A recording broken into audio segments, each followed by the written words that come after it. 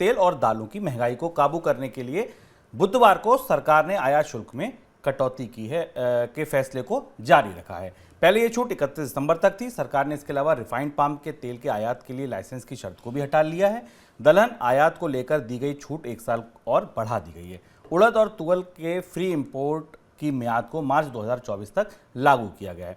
Sir, दाल की आवक के बाद भी सरकार सस्ते आयात पर आगे बढ़ रही है, उसकी मियाद आगे बढ़ा रही है, ऐसा क्यों? आयात और निर्यात की खबर पर हम चर्चा करें उससे पहले एक महत्वपूर्ण खबर जो इस बुलेटिन की शुरुआत के समय ठीक हमारे पास आई, हम उसे बताएं, फिर उसके बाद आगे चलते हैं। भारत के चालू खाते के घाटे के करंट अकाउंट डेफिसिट के आंकड़े रिजर्व बैंक ने जारी कर दिए हैं। इस साल की दूसरी तिमाही में भारत का चालू खाते का घाटा जीडीपी के 4.4% पर पहुँच गया है, जिस बात की संभावना हम पहले से जाहिर कर रहे थे। और इसकी प्रमुख वजह भारत के व्यापार घाटे में रिकॉर्ड बढ़ोतरी है। भारत का आयात निर्यात से ज़्यादा है। पिछले साल इससे पिछले साल की तिमाही में ये भारत का जो चालू खाते का घाटा था वो 18.2 अरब डॉलर था, जो अब बढ़कर 36.4 अरब डॉलर हो गया है। हम वापस आयात निर्यात की ही खबर पर लौटते हैं। सरकार शायद खाद्य तेल और दालों के आयात को लगातार खुला रखने और उसे रोकने की कोशिश इसलिए नहीं कर रही है क्योंकि महंगाई को लेकर आने वाले समय में किसी दबाव को बनने से रोका जा सके।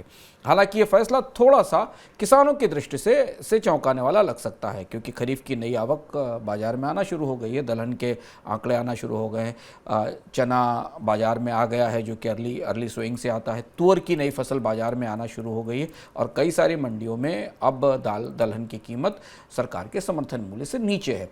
लेकिन उसके बाद भी भविष्य के स्टॉक को देखते हुए या भविष्य की मांग को देखते हुए सरकार इसे सस्ते आयात को जारी रखना चाहती है, जो मोजाम्बिक और अफ्रीका के कुछ देशों से होता है।